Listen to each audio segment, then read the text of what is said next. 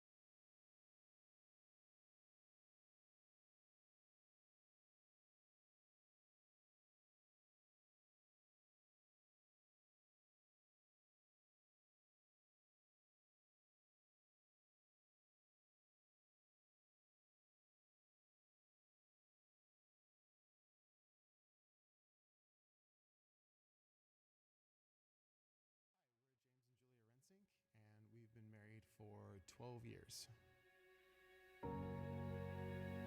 We have two cute boys, Everett and Owen. Everett's our firstborn, 8 years old, and Owen is our 4-year-old.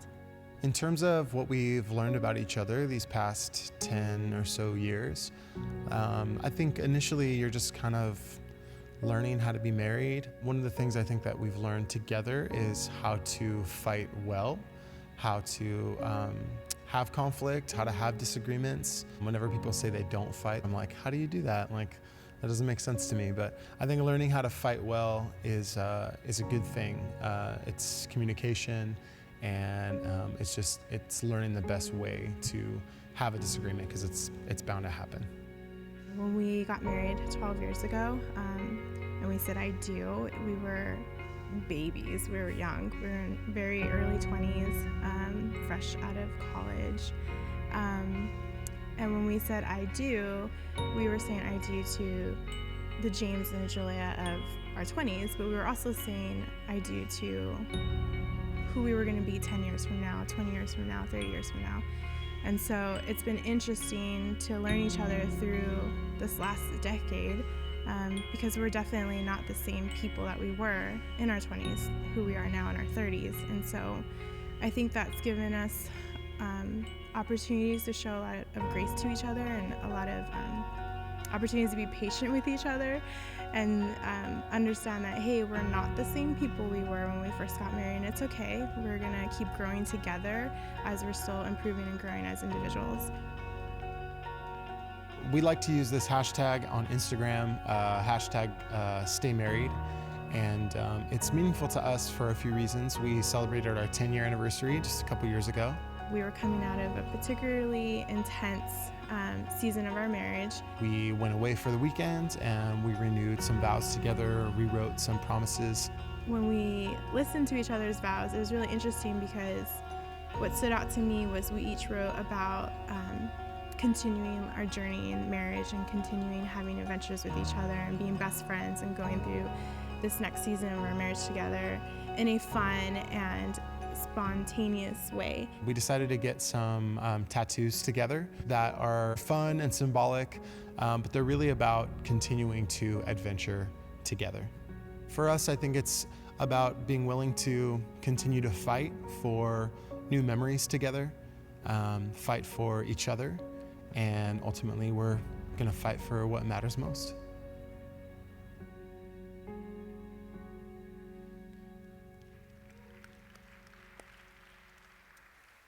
That's so good. Good morning, Active. My name is Mike, if we haven't met yet, and it's such an honor to have you here at Active Church today. We're launching a brand new series that we'll talk about in just a minute. But if you're new around here, if you're visiting in the Redlands location or you're visiting here in Yucaipa, would you take a moment and fill out the welcome card that's in your seat back? This is the way that we know that you were here, but more importantly, we know your name.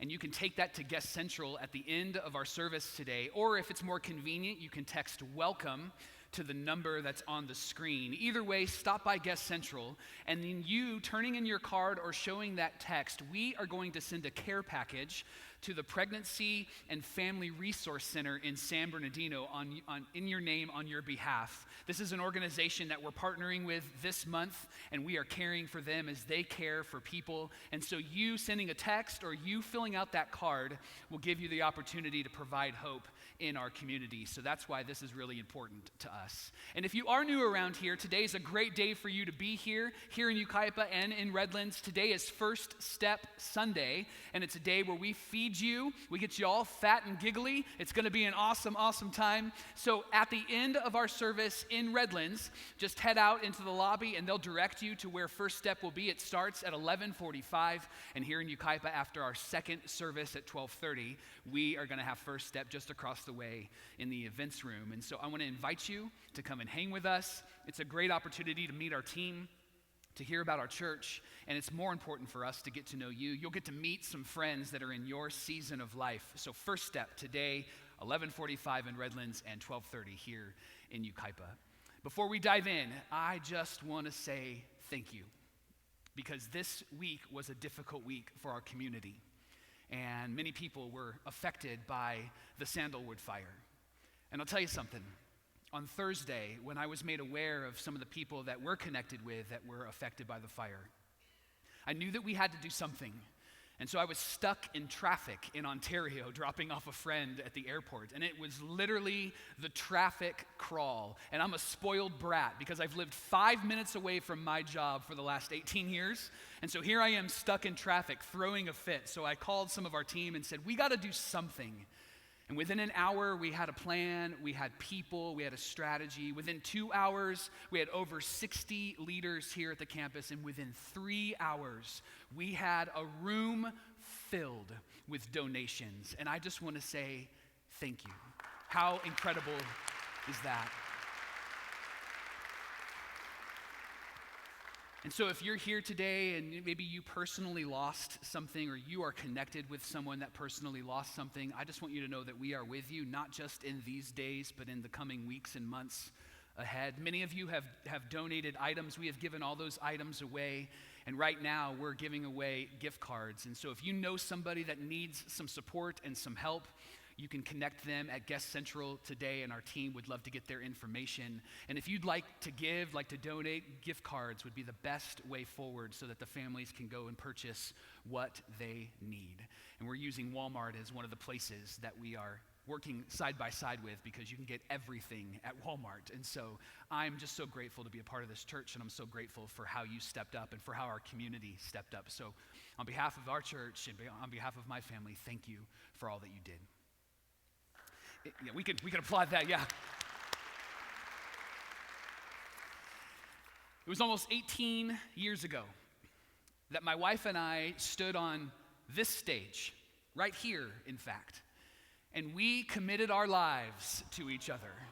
There you see a photo of what we looked like on April 13th, 2002. Yes, I remembered. Yay, thank you, honey. I remembered. April 13th, 2002, we made a commitment to each other. And I've been told that my wife has not changed a bit. She still looks the same. She is still as beautiful as ever. And I've also been told that some age and some facial hair have done me a lot of good.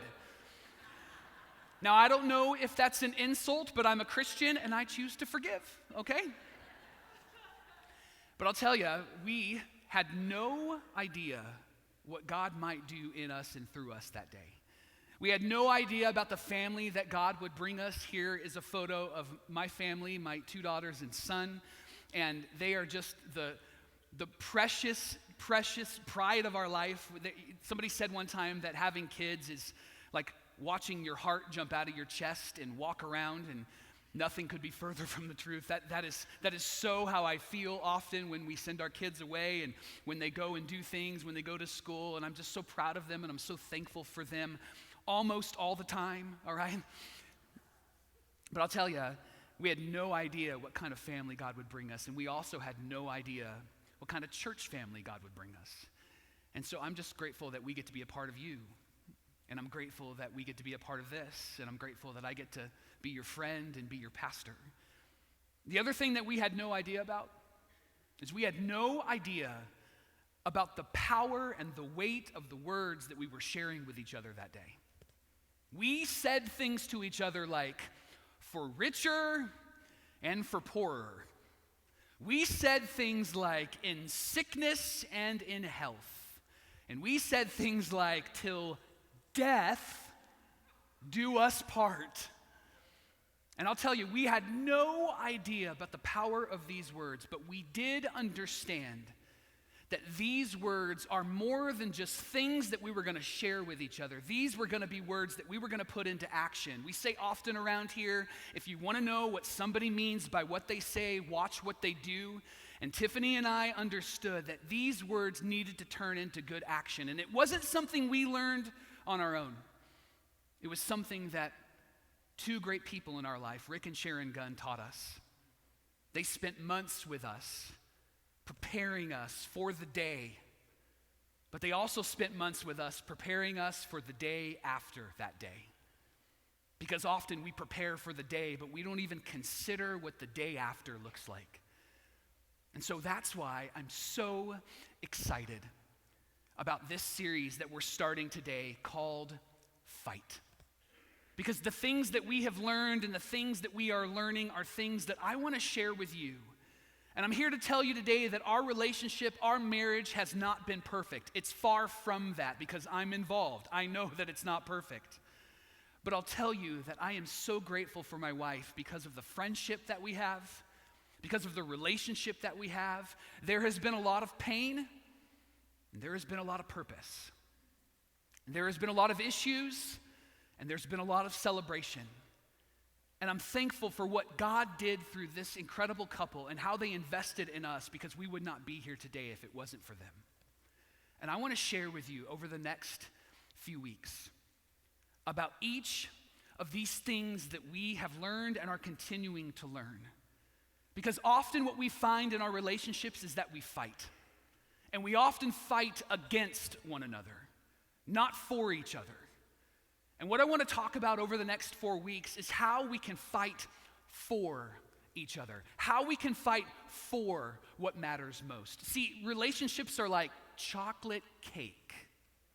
Relationships can be so good. And I want to share with you 4 slices of the relationship cake that I believe will allow you to fight for what matters most.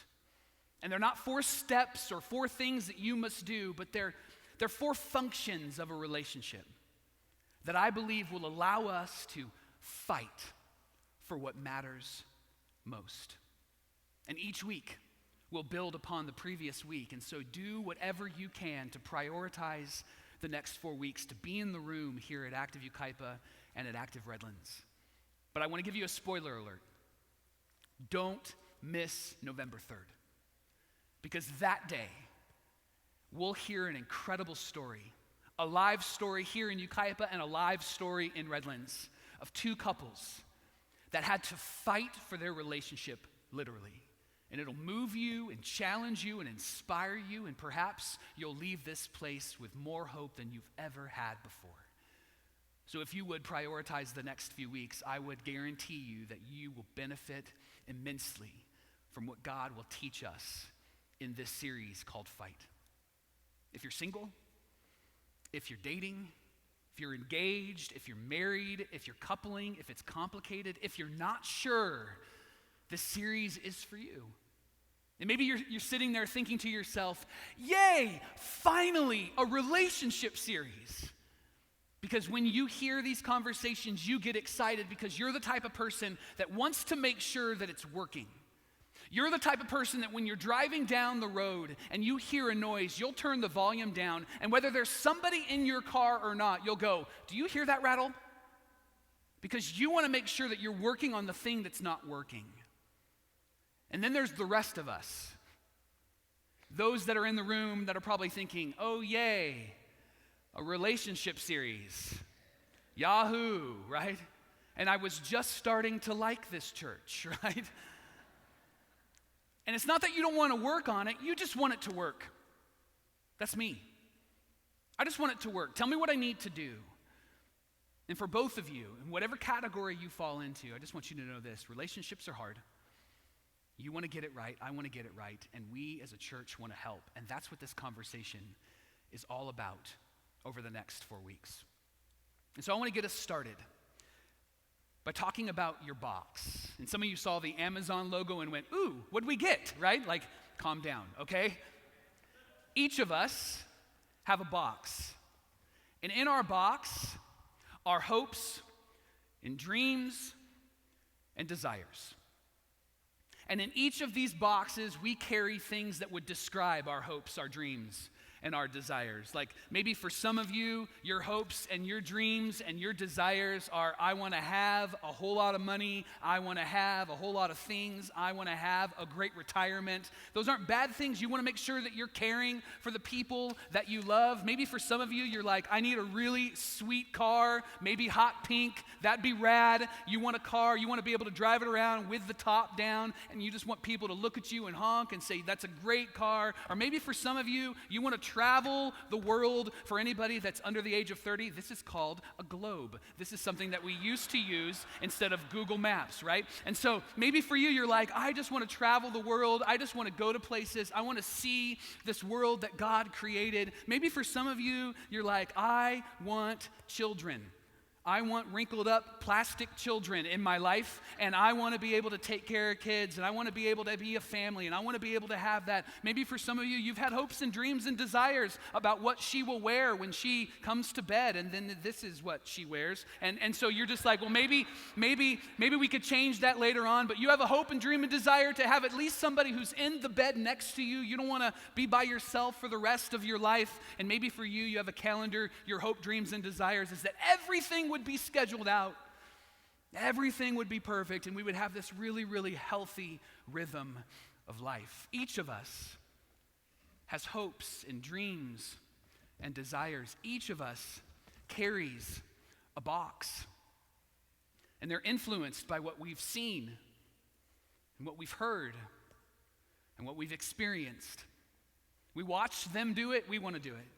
We heard about this, we want to try it. We've experienced this, we perhaps don't want to do that in our relationships. And everything that we have in our box, everything that we hold in our box is influenced by one of two things. When we see it, hear it, and experience it, we choose to either recreate it or avoid it. We recreate what mom and dad taught us growing up, or we avoid what mom and dad taught us growing up. We recreate the thing that we really, really enjoyed being a part of, or we avoid it. I think a lot of us choose to avoid a lot of things. I think often in our relationships, we have not goals. I'm not going to be like that. I'm not going to be like them. I'm not going to speak to my kids that way. I'm not going to go in that direction. And often we find ourselves avoiding things more than recreating things. But here is the thing that I need you to know about your box, and I need you to know about my box. No matter what we've seen and what we've heard and what we've experienced, no matter what we're trying to recreate or what we're trying to avoid, the focus is me. What's in my box is focused on me. And what we often do is we will take our box and we'll get into relationship with someone. And when we give our box to them, we say to them, I need you to fulfill each of these things in my box.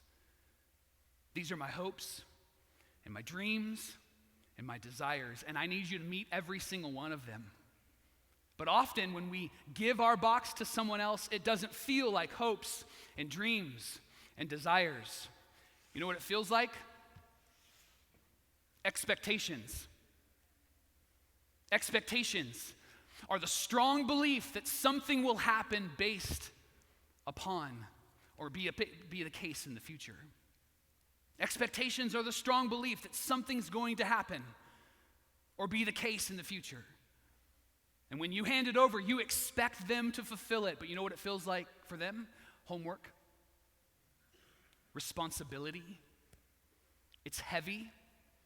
It's difficult. And here's the funny thing about us handing our box to someone, they do the same thing to us. And their box is focused on me, and our box is focused on me.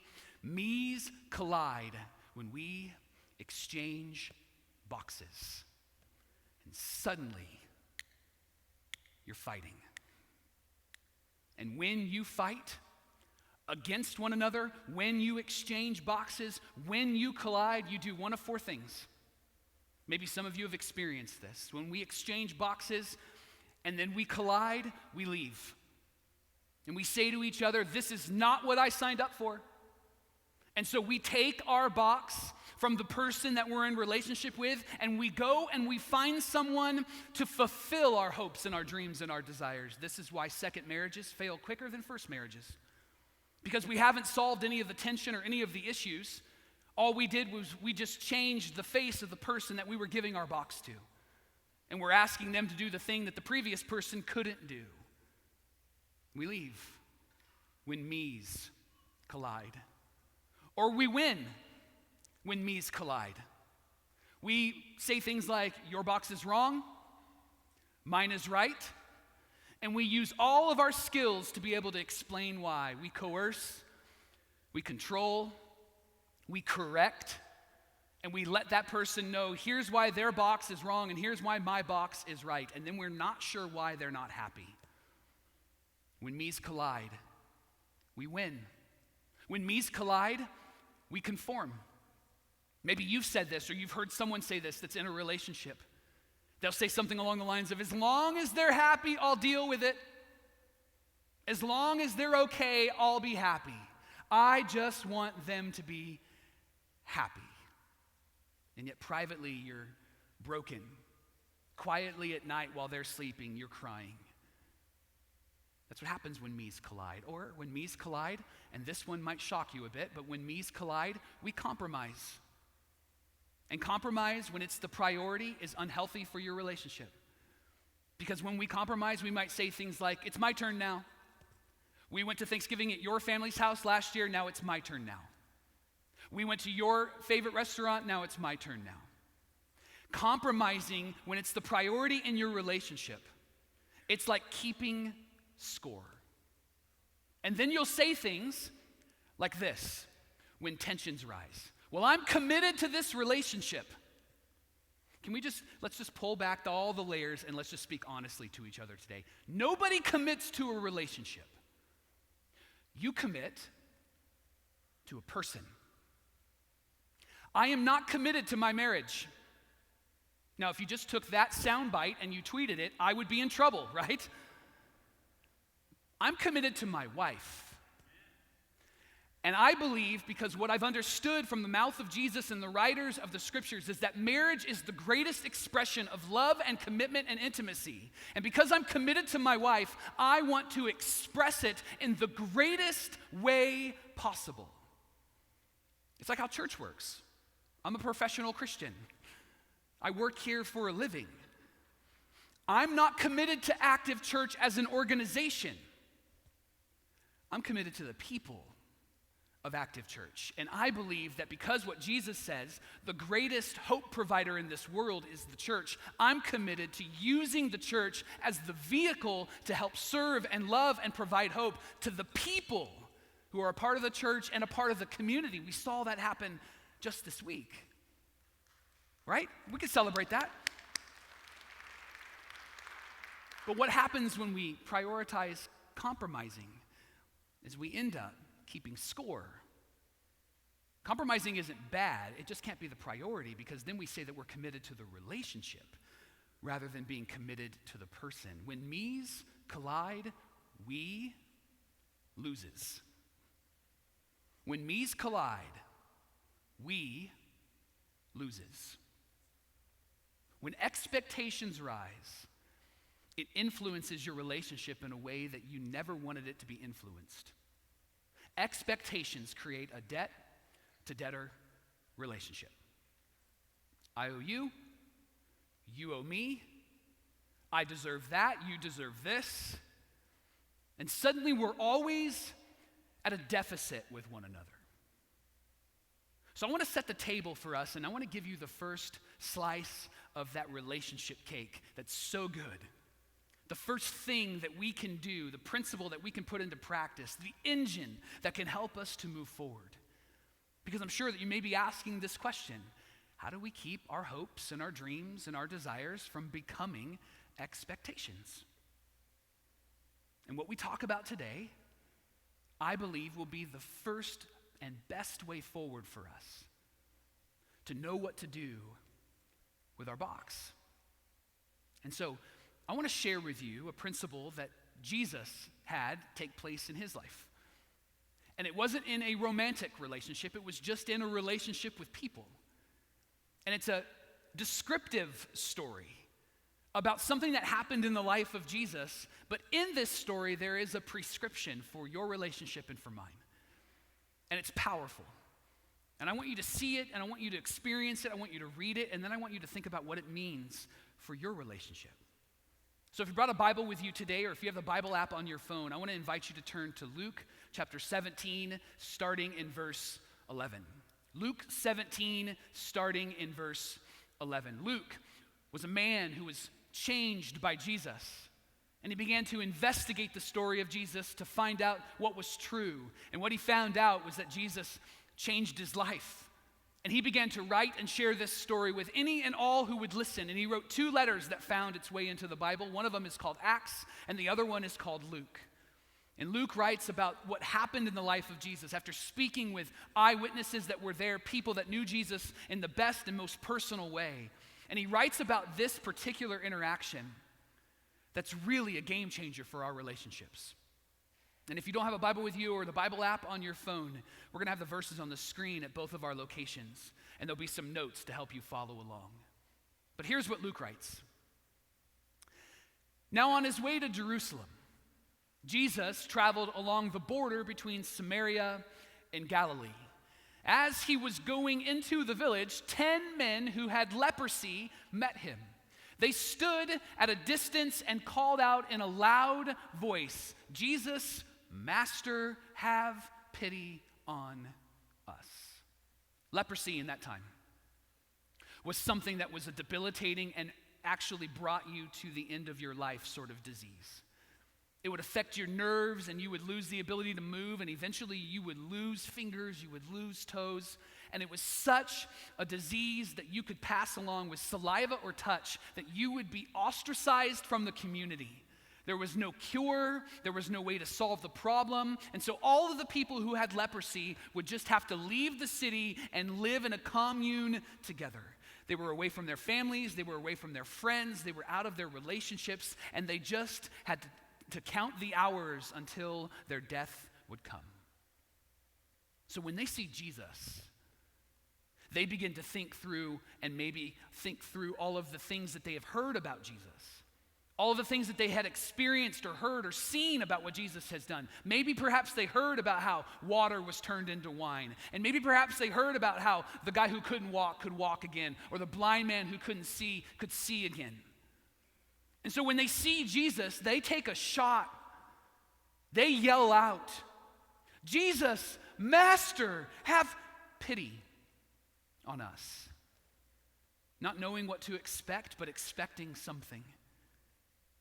And Luke says that Jesus turns in their direction, doesn't even go near them, but just turns in their direction and says, when he saw them, he said, "Go show yourselves to the priests." In that culture, if you were to get announced as clean, you wouldn't go to a doctor, you would go to the priest in the temple. Because they believed that your physical brokenness was a representation of your soul being broken. That God was upset with you. And in order to enter back into the community, you need to have the approval of the priests so that you can go back into the community and live your life again. And Jesus says, I want you to go and do that. He doesn't say you're healed. He doesn't say a miracle has happened. Jesus says, hey, go show yourself to the priest. So imagine the faith that these 10 men needed to have in Jesus to start taking steps to walk towards the temple. And they're miles from the temple. And they had to think through all of the effects of leprosy. And would they be able to make it? Would they be healthy enough to make it? But they decided to go. And if you read ahead, you cheated. But if you read ahead, what Luke writes is this. And as they went, they were cleansed. Can you imagine that moment? Perhaps you can. When the doctor said, remission. And all you could do was just let tears flow from your face. Can you imagine them walking to the temple, going, I guess this is what we're going to do. We're going to get made fun of if we arrive at the temple and we're not healed. And then they look at their hands and they go, say, Bob, are you seeing this? Because I'm seeing this. And can you imagine the joy that they must have felt when the priest said to them, you're clean? And then Luke tells us that one of them, when he was healed, came back praising God in a loud voice. And he threw himself at the feet of Jesus and thanked him. What we see in this story is the first slice of the relationship pie. The first slice of the cake. The first thing that allows us to fight for one another and not against one another. And it is the action of gratitude. Gratitude is the habit of appreciating what you have while you have it. Appreciating what you have while you have it. And what he didn't have, he now gets again. Or maybe for the very first time. But that's not the end of the story. Because what happens next is an indication as to why you and I fight against one another and not for each other. This man comes back and in a loud voice thanks God and bows to the feet of Jesus. And Jesus asks a really important question. He says, were not all 10 cleansed? Where were the other 9? See, normally when I do a miracle, it works completely. See, normally when I heal somebody, I heal them completely. And there were 10 of you, and only 9 came back. Only 9 stayed away. 1 came back to express gratitude. Where are the other 9? What Jesus is pointing to is something that I believe happens in each of our relationships. We might feel grateful, but we don't express it. And unexpressed gratitude feels a lot like expectations. That you're just expected to do this. That you're just supposed to do this. Jesus, you're supposed to heal us. That's why you came. But what we discover in this story is the principle that could change everything for our relationships, and that is gratitude. I will bet you that if we were to line up the other 9 guys who didn't come back that day, I would bet you that if we put a microphone in front of their face and said, were you grateful to be healed? They would look at us like we're foolish and go, why are you asking me that question? Of course I'm grateful. But we don't know because they didn't express it. Only one of them came back to express gratitude, which is appreciating what you have while you have it. And here's why it's important for your relationships and for mine. Expressed gratitude eliminates expectations. Expressed gratitude eliminates the thing that feels like expectations, the thing that feels like homework, the thing that feels like responsibility. Expressed gratitude eliminates expectations. And here's why that's so important. Every relationship has roles that need to be filled. In our home, one of the roles that my wife fulfills is laundry woman. She does my laundry and she does our youngest laundry. My 2 middle kids, they are on their own. But here's the thing about my life. I have never done a piece of laundry in my entire life because I had a great mom and I married a great wife. And when we first got married, my wife said, I'll do laundry. And I said, why? And she said, because I don't trust you with the washer and dryer. And I said, okay. But I want you to know that every time the hamper is empty and my clothes are folded and my shirts are ironed, I express gratitude. And if you don't believe me, she's here today. You can ask her. If you're watching from Redlands, send her a direct message. She will tell you that I say thank you. Because I don't expect her to do the thing that she said she was going to do. I am grateful that she does that thing. Every relationship has roles to be fulfilled, and here's where we get into issues. We rarely express gratitude for what we've come to expect. Think of it this way, expectations. This is what you'll hear from someone as they're dealing with expectations that maybe you are feeling or that you have stepped into or things that you've said yes to. Expectations sound something like this. I'm not going to thank you when you do it, but I'll ask you why it wasn't done when it wasn't done. The hamper is still full. How come there isn't laundry happening? When laundry is completed, there is no expressed gratitude. But what gratitude sounds like is very different than expectations. Gratitude sounds like this. Wow, I didn't expect that. Thank you. Wow, I didn't expect that. Thank you. You might be grateful for the person that you're in relationship with, and they might not know it. And you would say, well, I felt it. I felt so grateful. I even told 5 other people. I even posted about it on social media. But you have never expressed gratitude to them.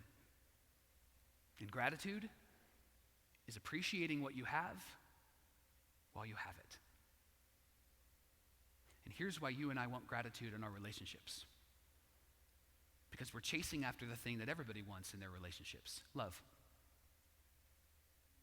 Love creates flexibility. Love creates space.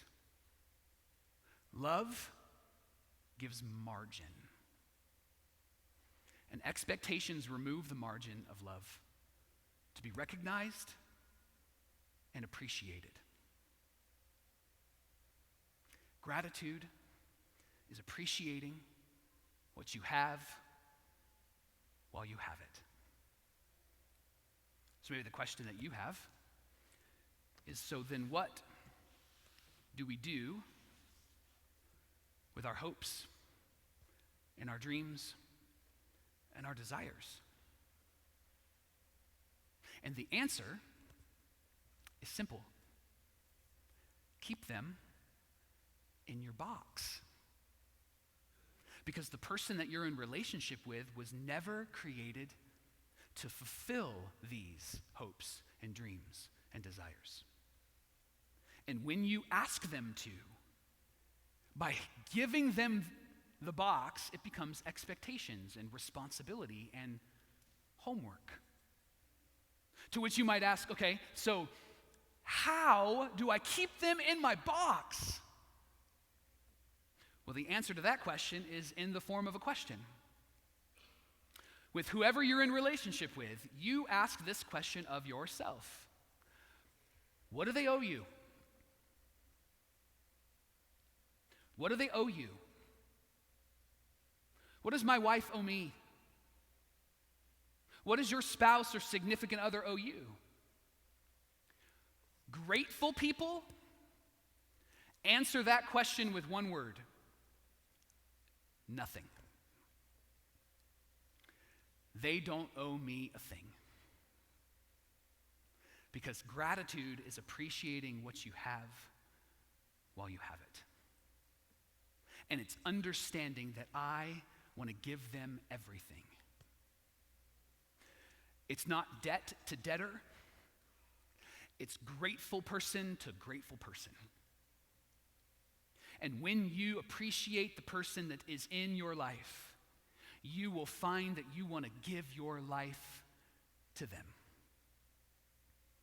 And if you're a Christian, this was modeled for you in the person that you have called your Lord and Savior. And if you're not a Christian, this was modeled for you by somebody named Jesus. And Jesus, when he came to this earth, he said this, "As I have loved you, you must love one another." Paul, who knew Jesus, followed Jesus, and we'll actually talk about him more next week and talk about what it means to give your life away to the person that you're in relationship with. Paul teases out this phrase in a letter that he writes to people like you and me, and he writes this, "Live a life of love, just as Christ has loved us and gave himself up for us as a fragrant offering and sacrifice to God." That's what it means to love as I have loved you. Because gratitude is appreciating what you have while you have it. So I want to give you some homework. And I want you to begin to think about two things this week. First thing, I want you to think about what's in your box. Have you defined what your hopes and your dreams and desires are? Have you thought about what's in your box? If somebody asks you, could you share it with them? Second question that I want you to think about this week is, are you expecting someone to carry it for you? Are you expecting someone to carry this box around for you and to fulfill everything in it? Which is why you need to know what's in it, so that you can answer the second question, have I given it to someone and expected them to carry it around? This is why I really love the fact that we're launching this series on First Step Sunday. Because today is an opportunity for you to not have to think about this alone. Today is an opportunity for you to have people join you in this journey of learning how to fight for each other and fight for what matters most. I want to invite you to come and hang with us, to come have lunch with us, because it's a space where you can begin to connect with other couples that perhaps are in the same season of life that you are, or maybe just a few steps ahead that could help you shape your relationship and express that in gratitude and teach you how to appreciate what you have while you have it. At the end of our service today, I want to invite you at both of our locations. I want to invite you to stop by a table that's in the lobby. And at that table is a book by a guy named Gary Chapman. It's called The Love Languages book. And maybe you, for a long time, have had the focus on me. The focus has been me and everything that I need. What this Love Languages book actually helps you to begin to realize is that the focus should be more than you. And you can learn how to love well and speak the love language of the person that you're in relationship with. I discovered that for my wife, encouraging words don't do anything for her. But when I clean the toilet, and I vacuum the house, and I mow the lawn, and I clean the floors, my wife is more in love with me on those days. Because I discovered that her love language is acts of service. And so I want to speak that to her. And what Gary writes about in his book helps that. And so at the end of our service today, you can go to the table, you can purchase the book for a small cost. And I want to encourage you to read it together over the next few weeks as we discover how to fight for each other. Let me pray for you.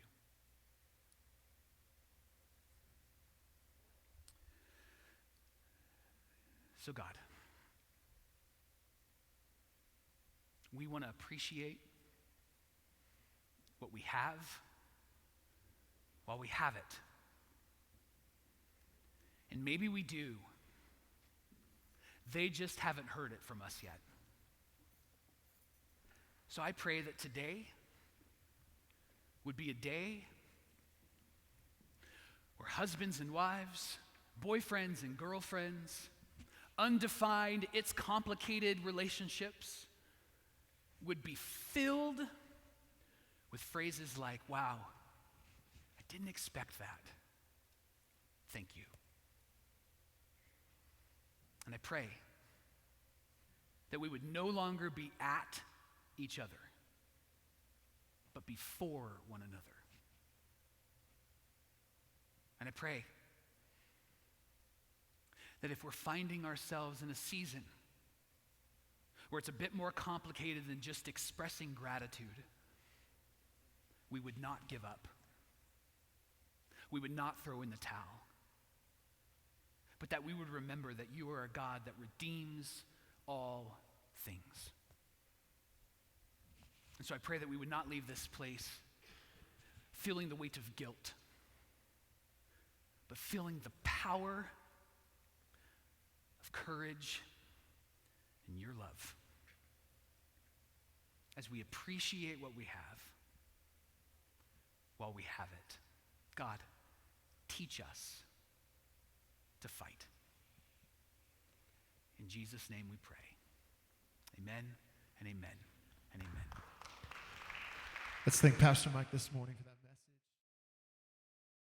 Thank you again for joining us for this week's message. We believe your generosity is changing the world. If you'd like to partner with us, click the link in the description below. And we'll see you again next week.